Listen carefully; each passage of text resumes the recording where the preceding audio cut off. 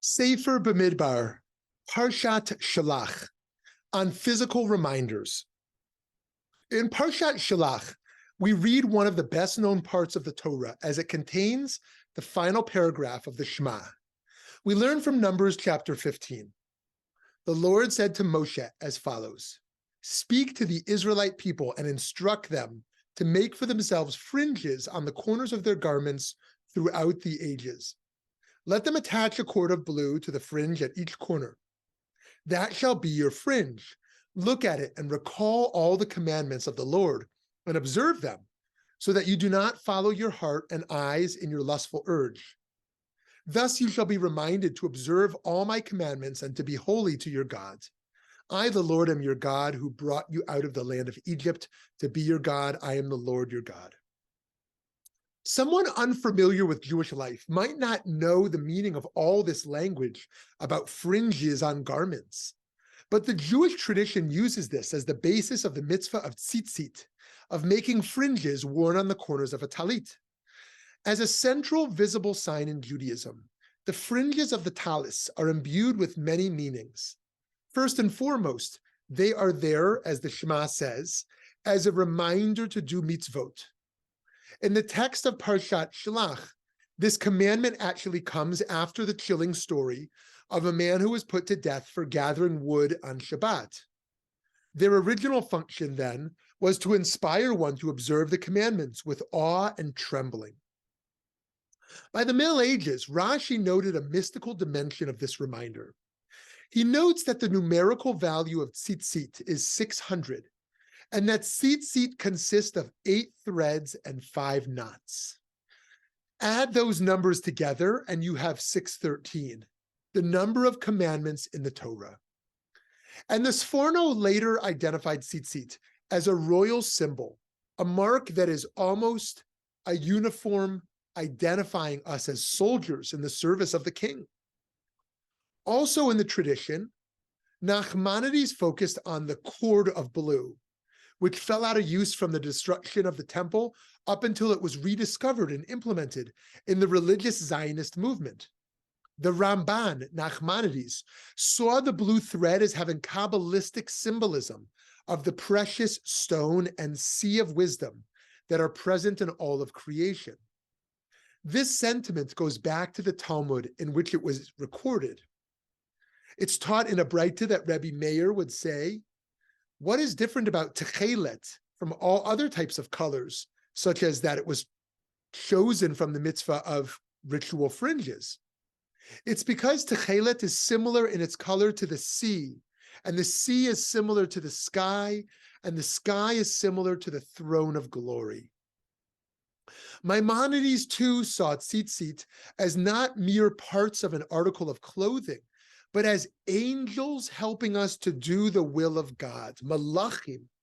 They are not just notes to self, reminding us what to do, but physical forces keeping us on the right path. And according to Rabbi Nachman of Breslov, the 4 tzitzit correspond to the ruach of life. As it says in Yechezkel 37:9, "Thus says God, from the 4 directions come the ruach." Just as we, when we wear tzitzit, are surrounded by the 4 corners, we know that God's Spirit surrounds us always. From this Parsha, we receive a profound piece of ancient wisdom, that we need consistent reminders to live by our best values. In modern society, everybody dresses in a way that gives little to no indication of who we're called to be. The Torah, however, institutes symbols in our lives, tzitzit, tefillin, and mezuzot, that help us live by our commitments. It's taught in the Talmud. Rabbi Eliezer ben Yaakov says, anyone who has phylacteries, tefillin, on his head, phylacteries on his arm, ritual fringes on his garment, and a mezuzah on his doorway, is strengthened from all sides so that he will not sin, as it is stated in the verse, and a 3-fold cord is not quickly broken. This is interpreted as an allusion to the 3 mitzvot of phylacteries, ritual fringes, and mezuzah, tefillin, tzitzit, mezuzah. And the verse in Psalms and Tehillim states, the angel of the Lord encamps round about them that fear him and delivers them. This is interpreted to mean that the angel of the Lord surrounds those who fulfill the mitzvot and saves them from erring and moral error. And for those who wear these objects externally, they serve as a reminder not only to the wearer, but to others around them. In Judaism, we have all kinds of reminders that ground us in a deeper conviction beyond what our eyes and heart pull us toward. The central of these are derived from the Shema, from the mezuzot on our doors to the tefillin we attach to ourselves, to the talitot in which we drape ourselves. We must keep at the forefront, though, that remembering our convictions is not enough. Our Parsha tells us that tzitzit are there so that we may remember all the commandments of the Lord and do them. The notions of remembering who we are and being who we ought to be are inextricable. For that reason, I believe the mitzvah of tzitzit should be embraced in some form by everyone. Perhaps you don't want to wear them publicly, but can find meaning in wearing them under your clothes. Or if that's too much, you can wear a talis when you pray. In addition to that, you might think of other objects or symbols that help you consider the moral and spiritual significance of your actions. A kippah, a necklace or bracelet, or maybe something meaningful you keep in your car or in your pocket. In a world in which we digitize everything, we can find even greater significance in important tangible objects.